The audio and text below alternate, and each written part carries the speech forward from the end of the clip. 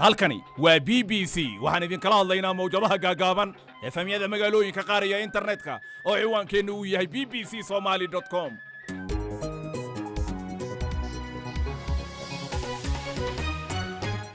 kulan wanaagsan dhammaantiin ba Afrikada bari saacadu waa 2 duhurnimo oo gow ah barnaamijka qodobadan idinkugu hayana waxa kamid ah Kenya iyo Soomaaliya oo mar kale isku khilaafay qaabka loo qaadayo dacwadda badda ee labada dal u dhaxaysa ee bisha soo socota loo balansanaa cudurka viruska corona oo jilbaha dhulka ugu dhigay dhaqaalaha dalka Jarmalka dalka Mozambique dagaal baa ka dhacay waxa la sheegayaa in lagu laayay 50 maleeshiyaad ah barnaamij qaas ah oo saameynta viruska corona uu dhaqaalaha ku yeeshay ayaan sidoo kale idin haynaa iyo waliba Somaliland oo baabuurtii qaadka waday ee dawladda ay la wareegtay ay dadku ka cabanayaan والله حدا والله حكومي بقى يقولي وانا دي إلا مالك ما انت بنو قاعد كاسان بريس هي مصاريف يوم مراكز ساري قفر يلا وتنقف هو احنا نقول عليه وحيد عليهم بعض قاعد كاسان نقول شقيمين حتى لما بلورون دقنا هذا مد اي بي اون بويد دوسي برنامجka waxa wada jir u soo wada saaray Maxamed Cabdiraxmaan Sheekh Cali iyo Cabdiraxmaan Cali Dhimbilaani waxaan hay Cabdirasaaq Catoosh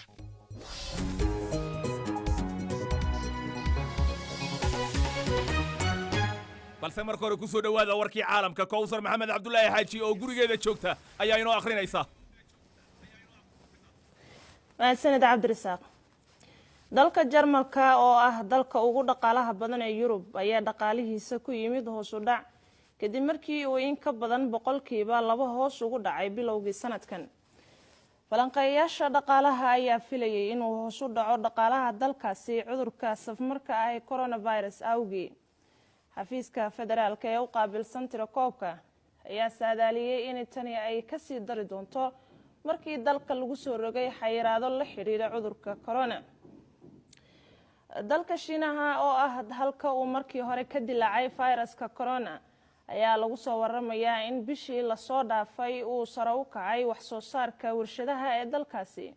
wuxuu sare ugu kacay 3.9% marka loo barbardhigo isla muddadaas ee sanadkii hore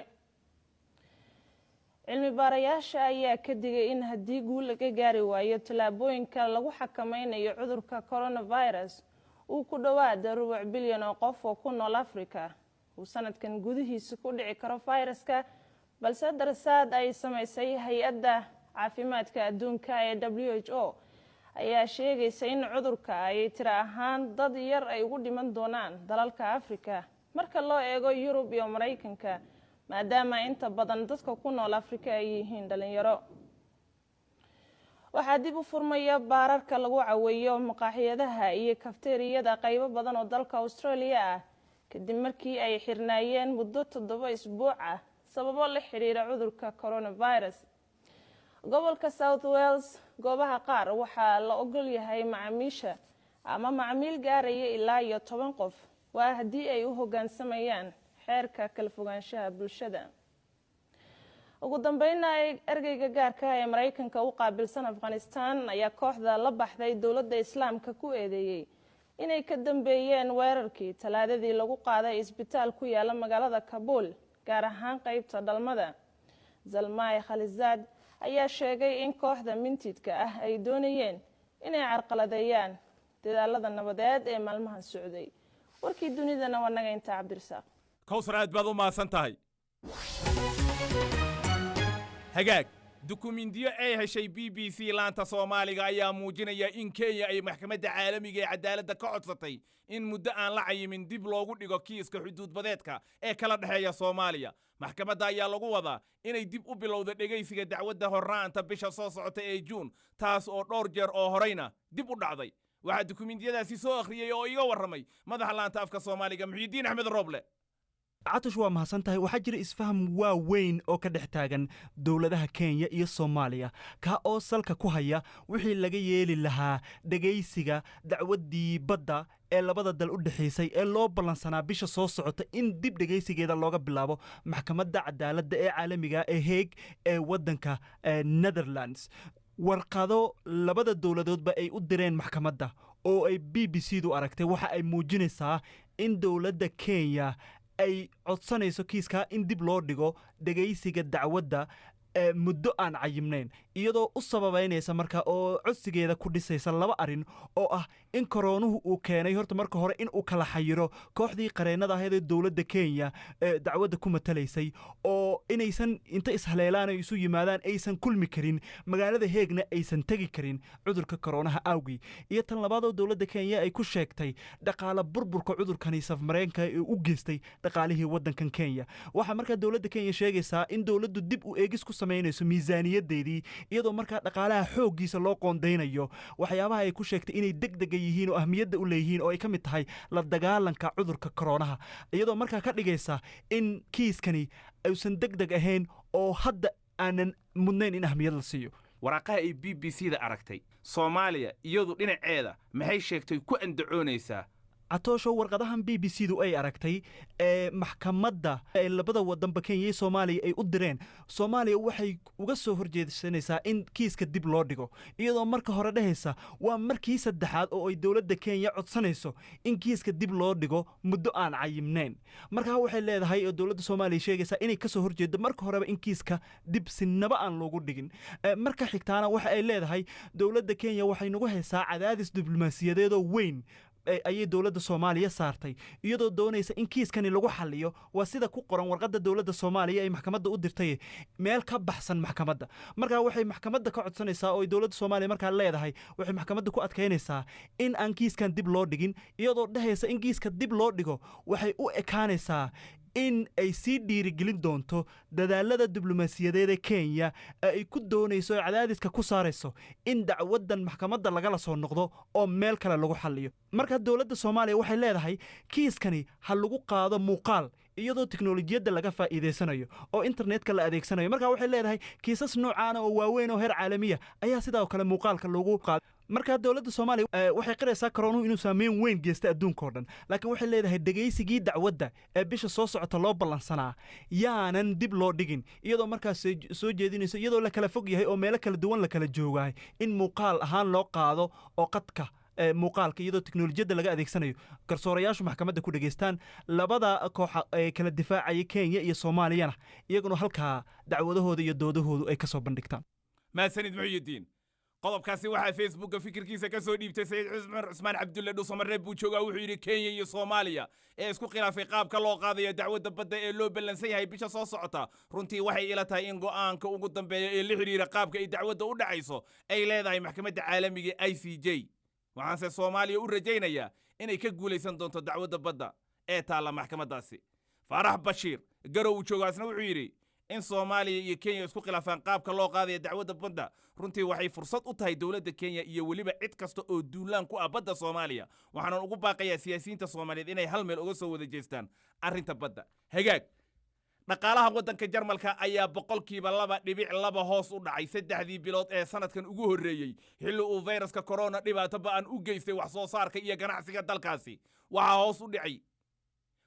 u dhici ugu weynaa ee dalkaasi soo mara tan iyo 2009 markaasoo dhaqaale burburkii caalamiga ah uu saameyn baaxad la ku yeeshay Jarmalka Faarax Lamaane ayaa faahfaahinta amurtaasi inoo haya tiradan oo uu soo saaray xafiiska istatistikada ee Jarmalka ayaa waxa imaanaysa iyadoo wadanku isku dayayo in uu si tartiib ah uga soo baxo xayiraadii buuxday ee lagu soo rugay dukaamada ayaa dib u furmaya iyadoo ardayduna ay si tartiib ah iskuulada ugu laabanayaan kubadda cagtana waxa ay dib u bilaabanaysaa oo ay uga bilaabanaysaa garoomo aanay cidina imaan doonin tirooyinka ayaa iyaguna waxa ay muujinayaan in dhaqaalaha uu hoos u dhacay eber dhibic 1% sanadkii la soo dhaafay taasi ayaa micnaheedu waxa uu noqonayaa in koboca dhaqaale ee dalka uu 2 rubuc oo isxigay ahaa mid aan fiicnayn waana micnaynta farsamo ahaaneed ee hoos u dhaca dhaqaale cudurka ka hor dhaqaalaha Jarmalku waxa uu ahaa mid iska jiitamayay oo aan horumar sidaas samayn waxaana hareegay dagaalka xagga ganacsiga ee u dhaxeeyay Mareykanka iyo Shiinaha xafiiska istatistikada waxa uu ka digayaa in tirooyinka ay hubaal la'aan badan ka muuqato ayada oo qiyaasaha xiga la filayo in ay soo baxaan 25 bisha May tirooyin kale oo xagga koboca ah oo ay soo saartay hay-adda istaatiistikada ee midowda yurub ayaa iyaguna waxa ay muujinayaan qiyaaso horeba loo sii saadaaliyey oo ah 3.8 boqolkiiba in dhaqaaluhu uu hoos u dhacay intii u dhexaysay bilihii janaayo iyo maarso ee sanadkan. faarax dhammaane aad baad u mahadsan tahay.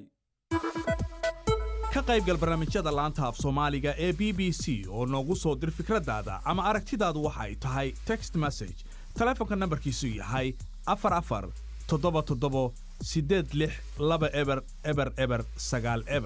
kadib waxa ay kula tahay BBC Soomaali. hagaag haatanna Hargeysa booliska jamhuuriyadda iskeed ugu dhawaaqday madax bannaanida Soomaaliland ayaa la wareegay gawaari lagu eedeeyay inay wadeen qaad sharci darro ah. dawladda ayaa la wareegtay baabuurta la soo qabtay oo ku buufisay midabka baabuurta booliska oo sidaasna ay ugu wareejisay. waxaase dadkii baabuurta lahaa ee lagala wareegay ay su'aal geliyeen sharciga loo maray ee loo cuskaday in lagula wareego gaadiidkaasi. ilaa haatanna cabasho ayay qabaan dadkaasi. qadar xaaji cabdullaahi ayaa warbixintan Hargeysa ka soo diray.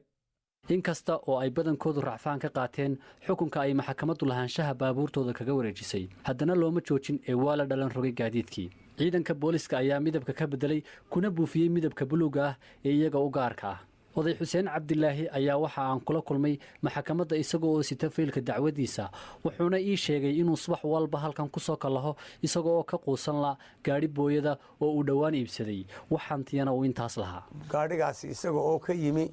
meesha la yidhaahdo aw barkadle ka soo dhaamiyey oo soo socday 3 nin yihiin baa la qabtay. qaad qaylaada bay siteen, gaadhiguna wuu biyeysnaa.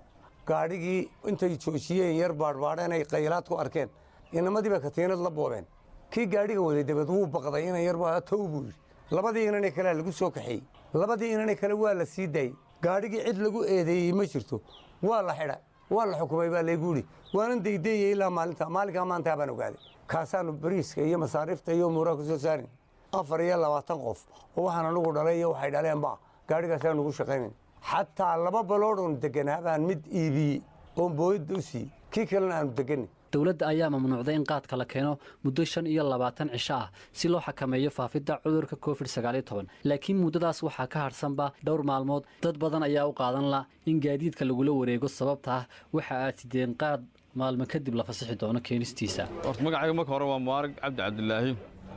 gawaadha la buufiyo wallahi doorta wali gaarigayga maalintii la qabtay sidii loo jiitay ugu dambeysay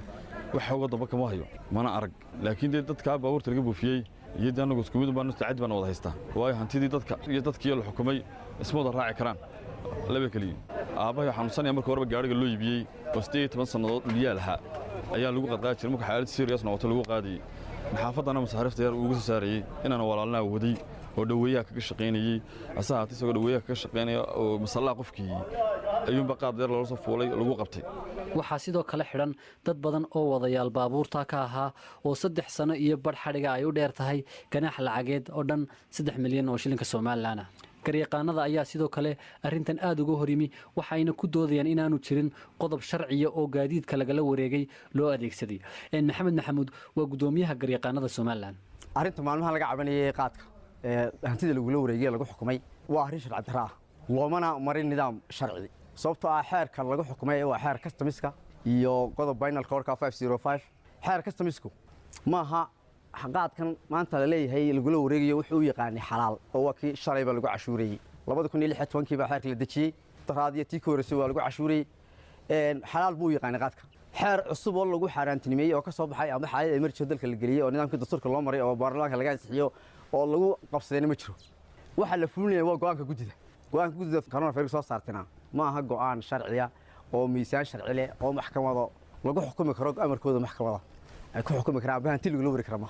dhammaan xeerarka daraagiska la xiriira. waxa ka mid ah xeer number 21 oo xeerka khamriga iyo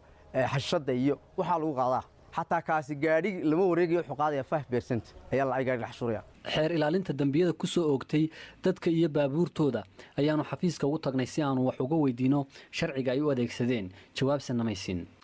khadar xaaji cabdilaahi BBC Hargeysa. maasanid qadar.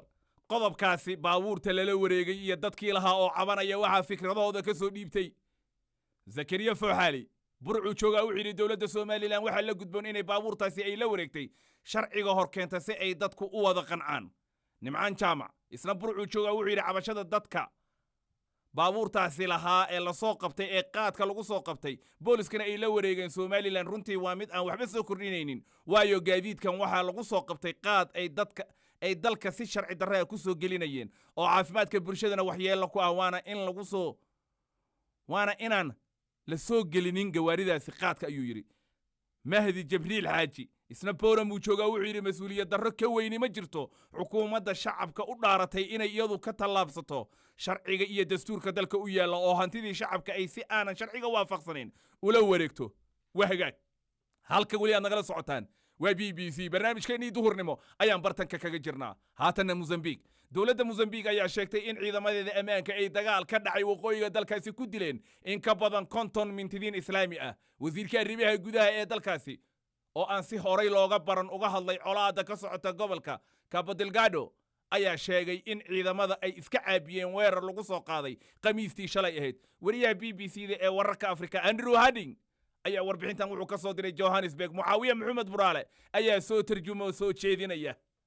iska horimaadka ayaa ka dhacay buuro ku yaalla waqooyiga Mozambique wasiirka arrimaha gudaha ee dalkaasi ayaa sheegay in weerar kadis ay ciidamada dawladda ku qaadeen mintidiinta ayna ka dileen 42 ka mid ah dagaalyahanada Amade Miqdaade ayaa intaa ku daray in sideedka lagu dilay weerar kale oo xigay iska horimaadkaasi dawladda Mozambique ayaan inta badan ka hadlin colaadda ay mintidiinta ka wadaan gobolka Cabo Delgado marka laga reebay shaacinta guulaha ciidamada gaaraan balse colaadda ayaa u muuqata mid baahaysa waxaana ka walaacsan dalalka dariska la Mozambique iyo shirkadaha tamarta ee caalamiga ah ee gaaska ka soo saara gobolkaasi ururka Daesh ayaa dhawaan sheegtay mas'uuliyadda weerarka ka dhacay gobolkaasi balse dagaalyahanada oo deegaanka loo yaqaan Al-Shabaab ayaa u dagaalamaya qadiyado maxalli ah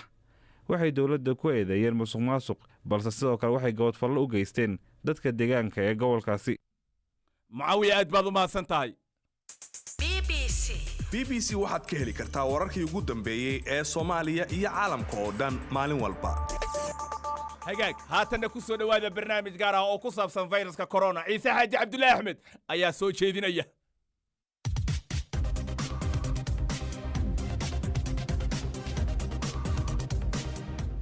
kulanti wacan oo wanaagsan asxaabteena mar kale waxaad ku soo dhawaataan barnaamijka gaarka ahaa oo diiradda ku saaraynay cudurka COVID-19 saameynta uu ku yeeshay dadka iyo caalamkuba maantana waxaan diiradda ku saari doonaa saameynta uu ku yeeshay dadka da'da ah ee qurba joogta hay-adaha caafimaadka ee dadweynaha waxay la talinayaan dadka khatarta ugu jiro inay qaadaan cudurkan daran dadkaasi waa inay guryahooda joogaan oo ka fogaadaan meelaha la isugu yimaado dadka khatarta ugu jiro inay qaadaan cudurkan daran waxaa ka mid ah dadka waayeelka ee qaba xaaladaha caafimaad ee hore u jiray sida dhiigkarka wadna xanuunka cudurka sambabada kansarka ama sonkorowga waxayna u muuqataa inay qaadi karaan xanuunkan aadka u daran ee ka dhasha caabuqa si ka badan dadka kale qurba joogta Soomaaliyeed ee dalalka Yurub ayaa cudurkan uu aad u saameeyay iyadoo dalka UK ay ku dhinteen dad bulshada magac ku leh oo caan ah kuwaas oo isugu jira siyaasiyiin fanaaniin iyo ciyaartooy dalka Sweden iyadoo waxaa cudurkan ugu geeriyooday tiro badan oo Soomaali ah khubarada caafimaadka waxay arrintan u aaneynayaan in dadka Soomaaliyeed ay ka dhaga adeegeen talooyinka caafimaad sida in gacmaha la mayro mar walba iyo in la kala fogaado haddaba dadka caanka ee ku dhintay dalka UK fafaahinta warkaasi waxay noo haya oo isugu soo ururiyey wariyaha BBC-da Mawlid Xaaji Cabdi haddii aynu eegno dadka Soomaalida sida weyn loo yaqaanay ee fayraska ugu geeriyooday dalkan UK waxaa ugu horeeya macnaha isjacaylkii Soomaalinimada yani qofka inuu Soomaalinimadiisa qiimo la leedahay oo faraxsan yahay nuur xasan xuseen nuur caddi oo Soomaaliya ka soo noqday ra'iisul wasaare muddadii u dhaxaysay November 2017 ilaa iyo Febraayo 2009 nuur caddi wuxuu ku dhashay magaalada Muqdisho 2 Febraayo 1938 waxaana bishii la soo dhaafay ee Abriil 1 uu ku geeriyooday isbitaal ku yaala magaalada London nuur caddi ayaa waxa lagu xasuustaa kaalintii uu ka qaatay shirweynihii dib u heshiisiinta Djibouti ee Soomaalida loo qabtay sanadkii 2009 ee lagu dhisay dawladdii wadaagga ahayd ee qaybta ka ahaayeen isbahaysiga dib u xoreynta ee fadhigiisu ahaa magaalada Casmara ee dalka Eritrea nuur ka hor intii aanu siyaasadda ku soo biirin wuxuu ka tirsanaa ciidankii booliiska Soomaaliya waxaa kale uu ka soo shaqeeyay sarkaal sare oo ka noqday hay'adda bisha cas ee Soomaaliyeed nuur caddi ayaa muddooyinkii ugu dambeeyay deganaa dalkan UK oo ay qoyskiisa ku nool yihiin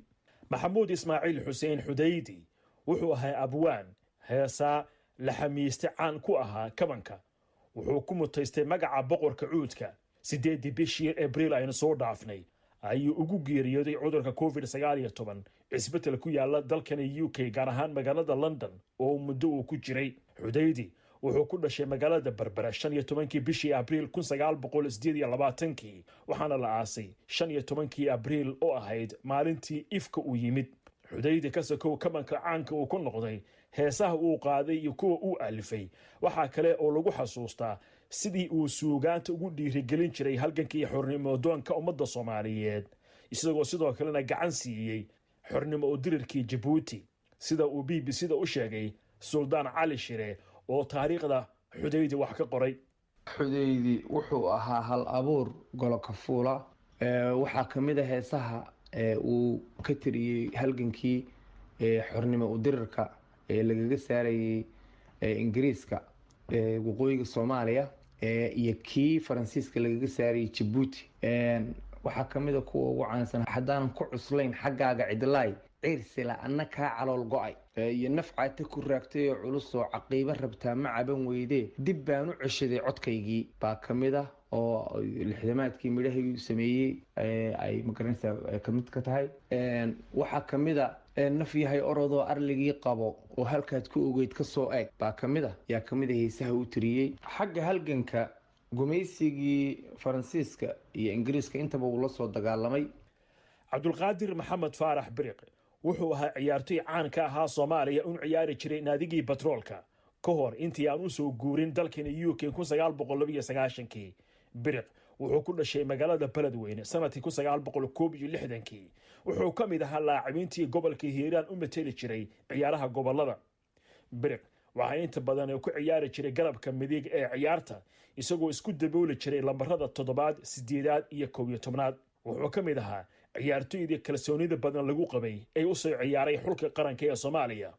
Biriq laanta afka Soomaaliga BBC-da ayuu kala qayb gali jiray barnaamijyada falaqaynta ciyaaraha sida tabinta tooska ah isagoo si weyn looga yaqaanay jaaliyadda Soomaalida dhexdeeda oo uu ka ahaa xubin firfircoon. Injineer Bana Cabdalla Cali wuxuu ka mid ahaa xidigihii kubadda kolayga ee Soomaaliya isla markaasna oo dibdhexaad u ahaa dib u soo nooleynta kubadda kolayga Soomaaliya. wuxuu ahaa madaxii xiriirka dibadda iyo suuqaynta xiriirka kubadda kolayga ee Soomaaliya waxa kale xubin uu ka ahaa xiriirka ciyaaraha basketballka ee Afrika. Bana ayaa dalkan UK markii uu soo galay wuxuu ku biiray jaamacad isagoo markaana bartay culunta injineeriyadda wuxuu ka tirsanaa waaxda gaadiidka London qaybta tareenada oo ka ahaa maamule. hadii gooraale warbaahinta ayuu ka hadli jiray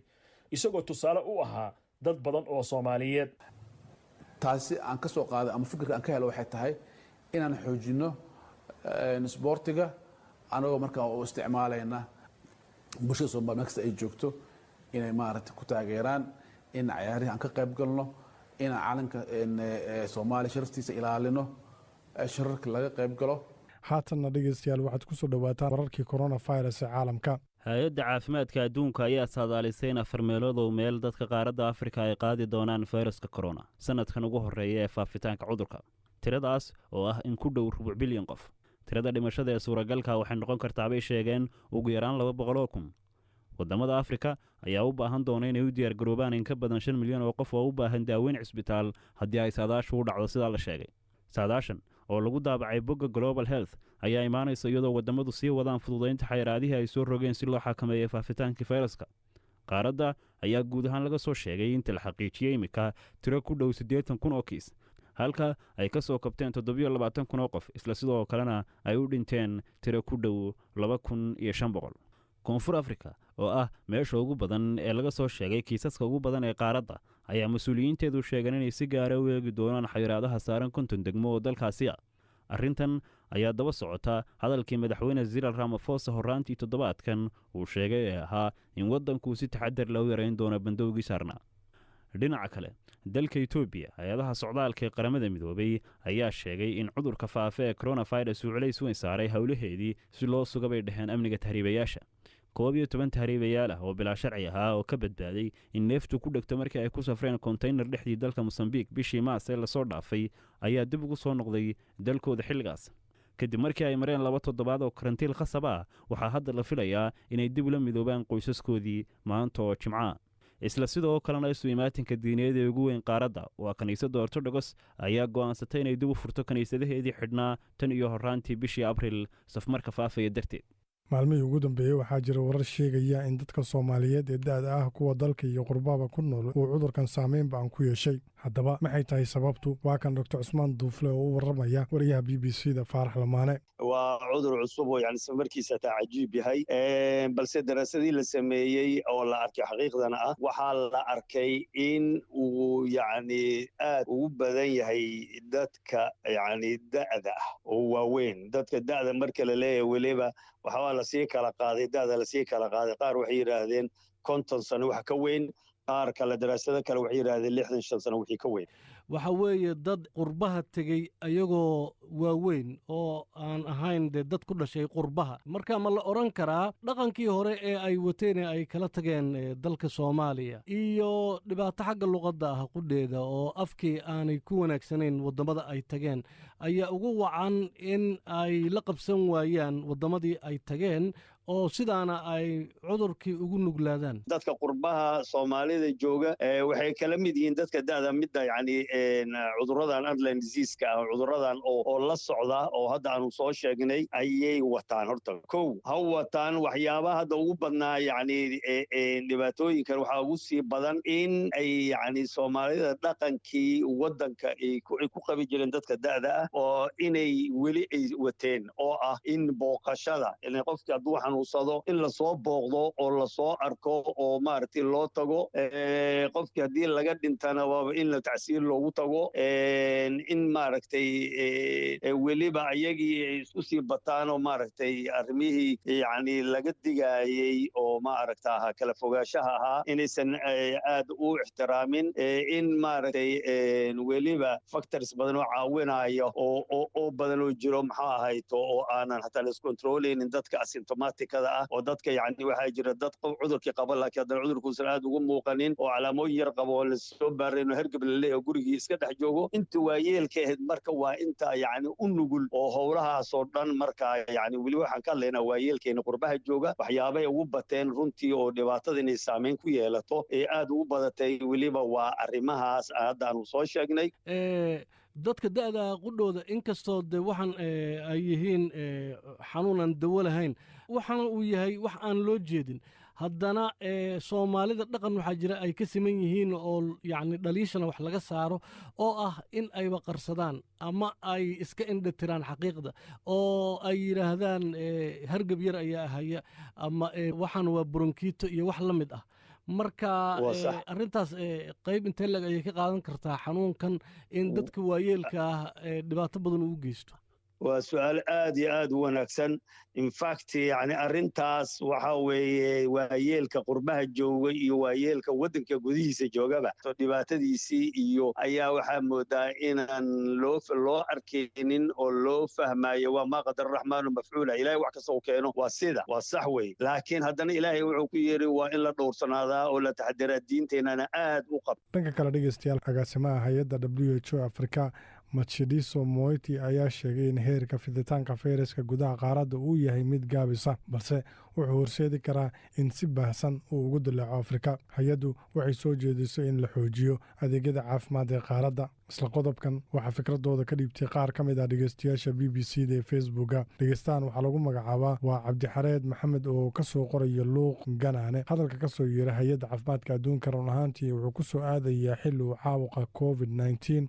uu dunidu faraba'an ku hayo islamarkaana saameyntiisu ay isu soo tarayso. waddamada ka hooseeya saxaraana run ahaantii uma hayaan tab iyo xaalad ay ku xakameyn karaan caabuqani safmarkaa. mahadsanidin BBC ayuu yidhi. yuusuf cabdulaahi oo jooga magaalada Booroma waxa uu yidhi waan ka xumay hadalka ka soo yeeray hay-adda caafimaadka waxaase aan ku rajaweynayn eebbo oo naga samata bixin doono cudurkan safmarkaa. dhegeystayaal intaasi ayaan kusoo gabagabeynayaa barnaamijkan gaarka aynu ku eegeynay saameynta cudurka COVID-19 uu ku yeeshay qurba joogta Soomaaliyeed gaar ahaan dadka waayeelka waxaan idinla socodsiinayay anigoo ah Ciise Xaaji Cabdulle. intaan barnaamijkan mid la mid ah habada ku kulmi doono waxaa idinkaga tegayaa sidaas iyo fii amaanallah.